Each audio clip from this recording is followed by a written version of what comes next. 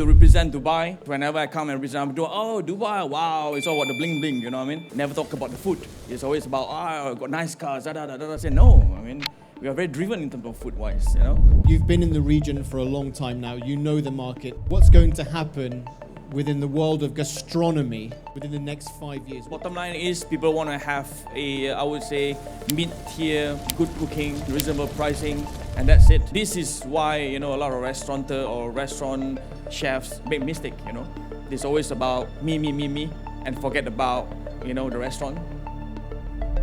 I remember toilet roll cake that you did because it was such a buzz. Every single person in Dubai trying to order it. Yeah. The restaurant is like we have hundreds of toilet roll, and the security like coming, sir, you're selling toilet roll? No, this is cake, you know.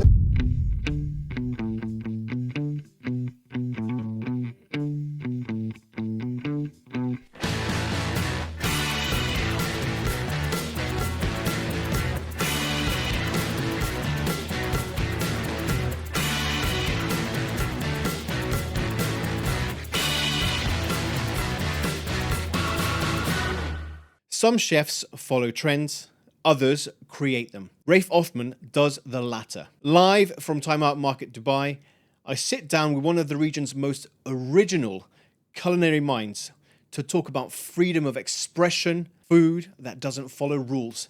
It rewrites them. I've had the great fortune to interview Chef Reif a number of times, and let me tell you, the respect I have for him, not just as a chef, but also as a businessman, a husband, as a father. Reif is really one of the original homegrown heroes who put Dubai on the world's gastronomic culinary map. This is just another reason as to why not just myself, but many of his peers respect him so much. Get ready, unapologetic, unplugged, the original culinary gangster, Reif Othman. Time to rock and roll. Welcome to the Chef JKP podcast, live with me, James Knight Pacheco. Thank you, everybody. Thank you so much. Thank you so much. So today, this is the third and final live show, unfortunately. However, we do have a phenomenal lineup of local talents. I'm not going to tell you who they are because you're going to come and see them. At the same time, I hope all of you have pressed that all-important subscribe button for the Chef JKP podcast on YouTube and all podcast hosting platforms. Equally, you can tag us on the Chef JKP podcast Instagram and Time Out Market Dubai, so you can see where all the action is happening for today. Now, for the first guest that we're going to be speaking to today, is all I can say is he's a culinary gangster, the biggest there is in the world. His food knows no boundaries. And of course, he has an incredible restaurant right here in Time Out Market Dubai. So people, please give it up for the one and the only Chef Reif Othman! Welcome. All right, Reif, so we're going to get you settled in. Our beautiful executive producer, Marwan, is just going to get you locked in. So, Reif, thank you very much for taking the time to be here. I'm just excited as everyone else, I think. Now, first of all, Reif, you've been here in the market for a long time. Yeah. What does it mean to you, first of all, personally, to be in Time Out Market Dubai? Well, I guess when they're up in Dubai, they approach us.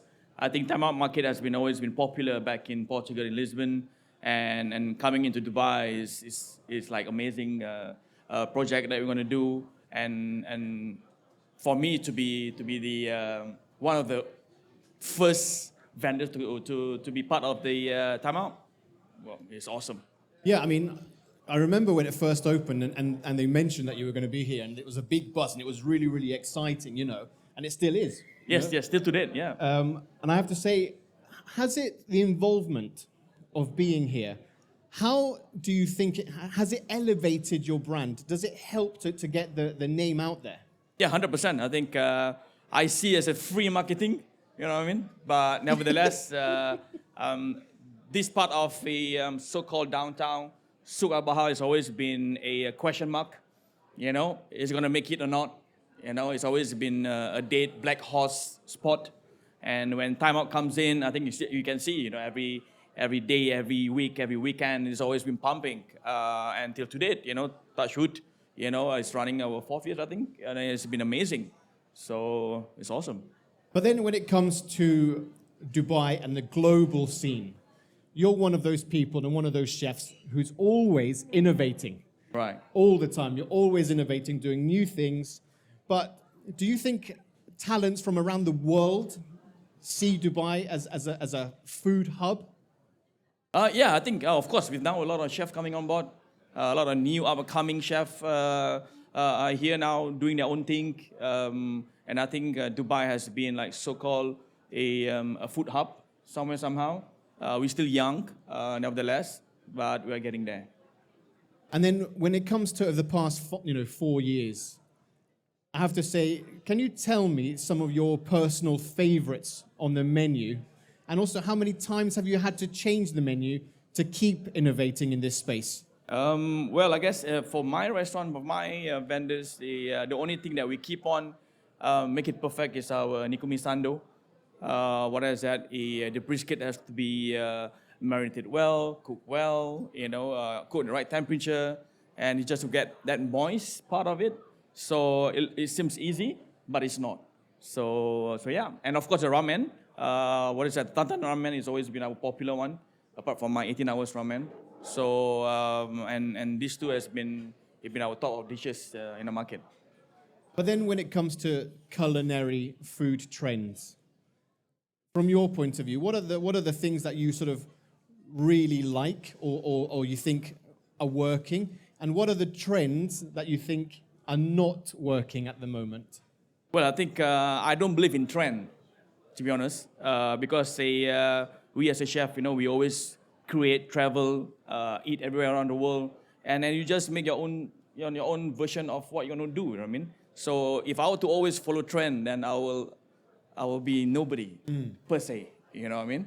So, but nevertheless, of course, now is like the Dubai chocolate, you know, is so, like, you know, the whole world will talk about it, right? It's amazing, you know. But nevertheless, yeah, do I want to follow? Yeah, maybe, but no, you know what I mean? Maybe that's not my thing, right? But yeah. But I think that's why it's so cool that you're always innovating, because you're not necessarily following other people, you know? And you're always traveling and seeing what other chefs are doing. So again, when you do your collaborations around the world, how much of that sort of Dubai style do you bring to those menus? If most of you know that, you know, I've been I think one of the I would say lucky guy that a Time Out Market organized a collab for me to go to New York, Time Out Market New York. We went to Time Out Market Chicago. So for me to represent Dubai, to show what we are, and they see in different view. Because whenever I come and represent, I'm doing, oh, Dubai, wow, it's all about the bling bling, you know what I mean? Never talk about the food. It's always about, oh, got nice cars, da da da da. I say, no, I mean, we are very driven in terms of food-wise, you know? So when they see what I do and represent my brand, myself, and represent Time Out Market in Dubai, it's just a showcase for them. Like, wow, you know, this is good stuff, you know what I mean? So it's amazing. But I was going to say, it must be quite a proud thing for you to experience, you know, going to somewhere like the United States, and these amazing sort of Chicago, New York, for you to present that. Were you nervous at all, or were you super excited? Never. I'm super excited. You know, it's like wow, you know, bang on, you know. So, but we don't know, right? You know, because every market has a different way of doing things. And the kitchen that I worked with was a pizza restaurant, and I'm serving my food, and they only have pizza oven. So I have to cook my black cock in the oven. So it's pretty cool, though. You know. So tell me how did you sort of manage to navigate around that? Because I can imagine it's not easy. Yeah, not easy, because so I have to work backwards on planning my menu. Like, you know, I call the chef, okay, what do you have? What do you have? No, I just have pizza oven, chef. Nothing. All right. Thank you very much. So, but yeah, we managed to pull it through. And it was fun though. It was fun. Yeah. But apart from the pizza oven being a challenge, how did you sort of also connect with the customers who had eaten your food for the very first time in New York or in Chicago? Yeah, I think everybody take it very positively, and surprised to see what I do, especially in New York, because New York. I mean, Americans generally they love sweet, big portion. It's all about like gigantic stuff, and never been about my kind of food. Is always been flavorsome. There's always texture. That's what I always do in my cuisine. And when they eat my food and they feel, oh wow, there's so many things, not just like a fish and a sauce, you know what I mean? So they take it very positively. They're like, wow, this is amazing. So it's nice to hear, you know what I mean, from that side of the world. Well, I think that the other thing is that it showcases Yeah. the technical ability of yourself, and I think people in the US don't necessarily know about this part of the world Yeah. too much. 100%. So the fact that you're able to do that is amazing. Yeah. Now, again, when it comes to yourself, you've got so many beautiful outlets and restaurants. I want to also ask you, from a business perspective, you're not just a creative, innovative chef. You also have to lead teams. You have to learn, know all the finances. Some chefs would call it the boring stuff, but actually it's the most important. Yes, very important. Yeah. How did you at first begin to learn all those things? Because I can imagine it's not easy in the beginning. Yeah, I mean, I think being in the industry for a long time, back then, as you know, I'm running a very big corporate restaurant, and I'm very close to the finance team, just to understand how it works from the food perspective and also as a business perspective. So that really helps me a lot in terms of finance, and of course myself also. I'm a very finance driven back then, and yeah, I think not say 1+1, but it's a lot of things, right? So I got staff, I got rent, everything, So it's not easy, but it's good.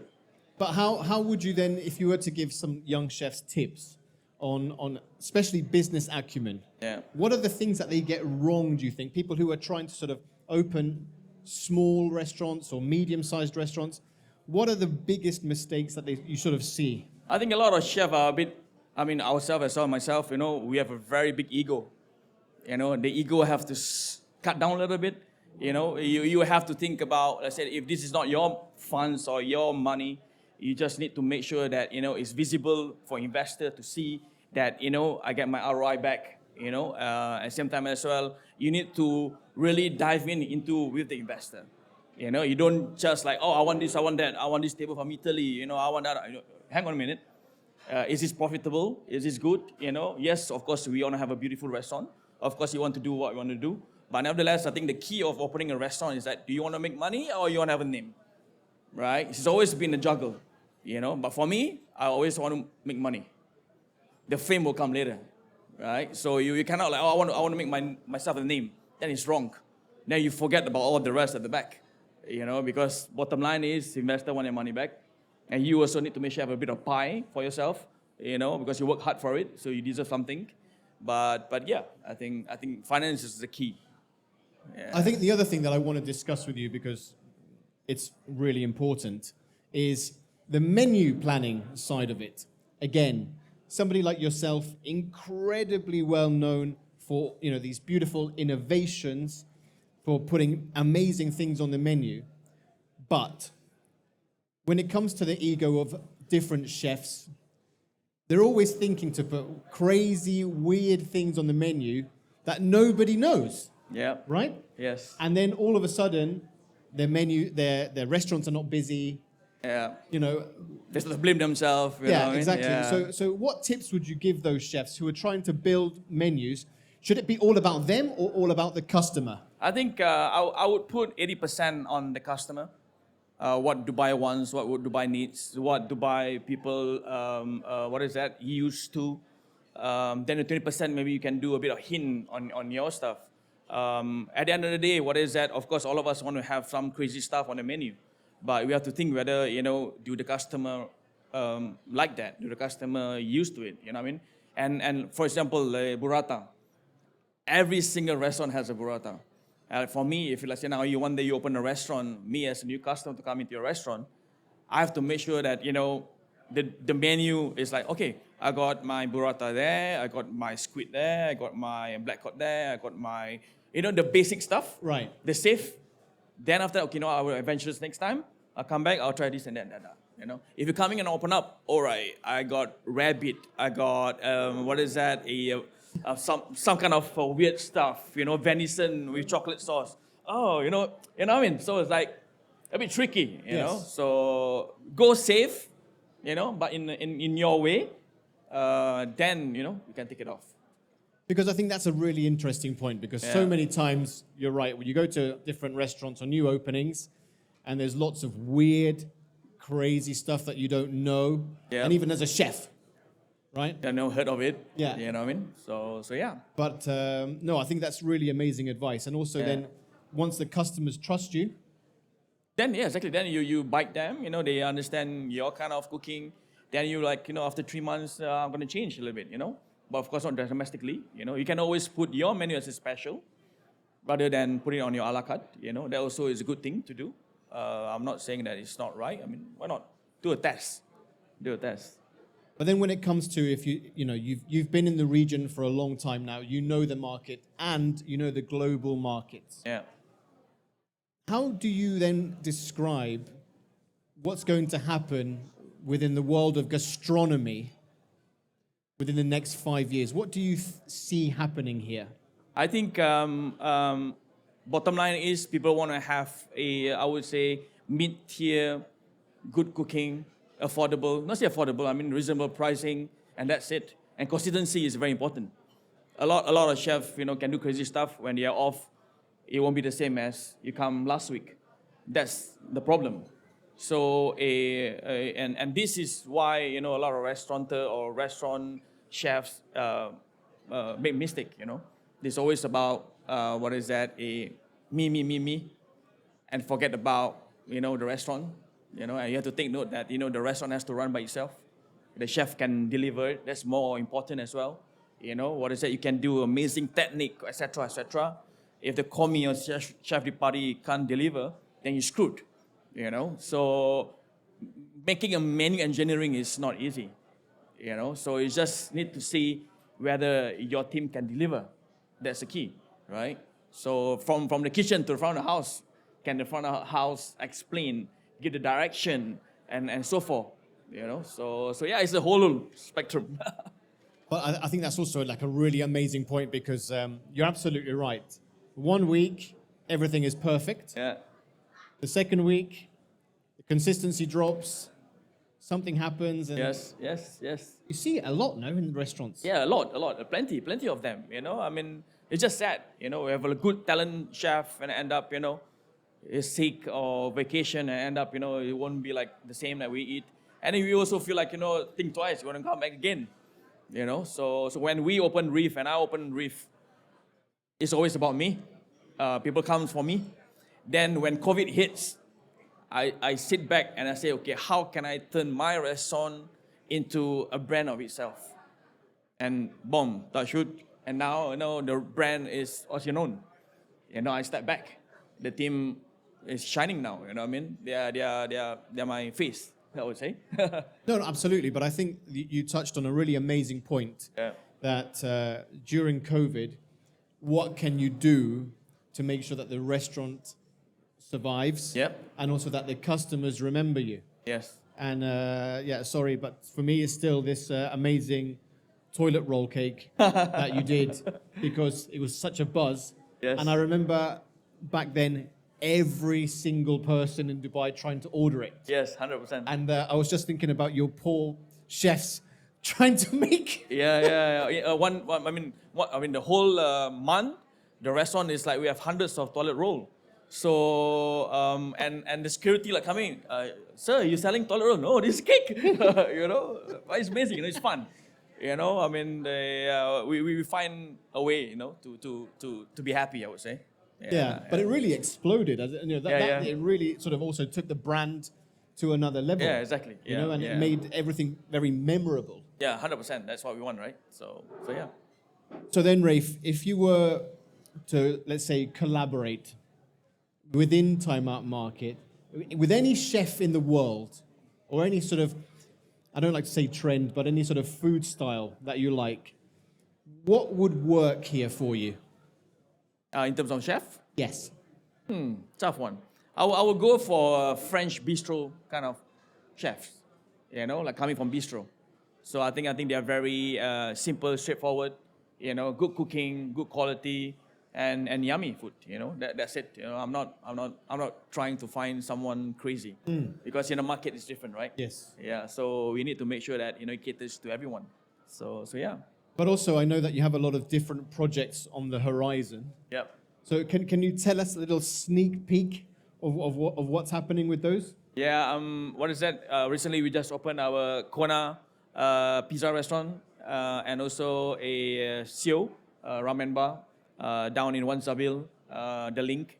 Now they rebrand the place called Culinary. So we just opened a week now. I think that's pretty amazing, something new. In September, I'm opening up a hand roll bar down in 25 Jump Street. So that's on the pipeline for this year, I would say. Go slow. Go slow. And we're opening up a new outlet in New Cairo again. So our third venue. And the next year will be another fourth venue in Cairo as well, in New Giza. So yeah. So there's a lot going on. Yeah, You have yeah. a lot going on. Yeah, a little bit. So then, Rafe, if I was coming for the first time ever to Time Out Market Dubai, and I'm coming to your restaurant, Right. what's the dish, or one dish, that you have to try as a customer? Yeah, Tantan ramen. Yeah, that's a must. You know, it's hearty, awesome. You have everything. It's full pack of flavors. You know what I mean? Enough. One bowl, a glass of beer, bang on. Is it spicy? Is it light? Mid. Yeah, Mid. mid. Yeah, not spicy, not like but yeah, very flavorsome, I would say. What's the most flavorsome part of this beautiful ramen? What is that? We blend in with a lot of sesame. We boil the stock from oxtail chicken. So we overboil about maybe 18 hours, strain down, and then we boil it again. So I think at the end of the day, the ramen, I took it into my background of French. French is always about the body. The sauce, the stock. I think that your base. Then after that, the rest. But do you know what I love is that you say, well, yes, nice and simple, but it's not. It's like it's so technical, but full of flavor. Yes. So, Rafe, now we've come to the quick fire round. My favorite thing to do with the chefs. First of all, what would be your favorite late night snack? Late night snack. Has to be instant noodle or maybe Popeyes. Popeyes. Yes. Beautiful. So then, if it was going to be one dish that you could eat every single day of your life without getting bored, what would it be? Would be a Singaporean chicken rice. Singaporean chicken rice? Yes. Done. Now, secret food trend that you love or you would cancel forever? Like Dubai chocolate at the moment is a crazy food trend. Yeah, I think that I tried once and I'll never do it again. What is that? It's nice, but it's too sweet. Uh-huh. Yeah, but nevertheless, nothing though. I like food anyway in general. So when you're dining out and you like sort of low-key kind of spots to dine with friends, family, where do you like to go and dine? I would recommend, not because I'm here in Time Out, because why Time Out? Well, you have everything. You touch base on little things. You got your Mexican, you got your Peruvian, you got your Italian, you got your Asian, you got your Thai, you got your Chinese. Basically, you covered everything. And you're right smack of Burj Khalifa. I think that's a nice touch to host tourists or friends that are coming in. My second choice will be in around JLT. Okay. Around JLT. Nice. Yeah. But the only setback about JLT, I mean, sorry to say, is that it's the parking. Yes. Yeah, but nevertheless, a lot of cool homegrown brands, and I like to support them, So yeah. Yeah, I love JLT for that. Yeah. Are you sweet or salty? Salty. So then, if you were to have your dream guest in any of your restaurants, who would it be, celebrity-wise? Celebrity-wise. Denzel Washington. Denzel. Yes. He's a legend. Yes. What would you cook for him? Waffle and chicken. Waffle and chicken? Nice. Yeah. Bit of caviar on the side. I don't know. Exactly. Yeah, like Yeah. it. Denzel, what a legend. Yes. Now, what is your ultimate guilty pleasure dish that is something that you incredibly love to have, but nobody really knows that you're eating it? Dish. Not a dish though. I would say ice cream. What, okay. Yeah. Which flavor? Well, from Haagen-Dazs will be my cookies and cream. Cookies and cream, yeah. Ben and Jerry will be my cotton candy. Oh, Yeah. And these two. beautiful. Always. At night, few scoops, sleep. Nice, nice. Just before bed. Well, Raif, look, I have to say, it's amazing to have you. Pleasure, thank you. Again, 4 years within Time Out Market Dubai is absolutely phenomenal. Yes, it and is. many more years to come, I'm sure. Thank you. Ladies and gents, please give a huge round of applause for Chef Reif Othman. Food is memories. If you want to understand innovation in food, Reif is your guy. He really has paved the way for so many chefs and restaurateurs to keep pushing boundaries, to be bold and to shine. I'm sure you'll agree.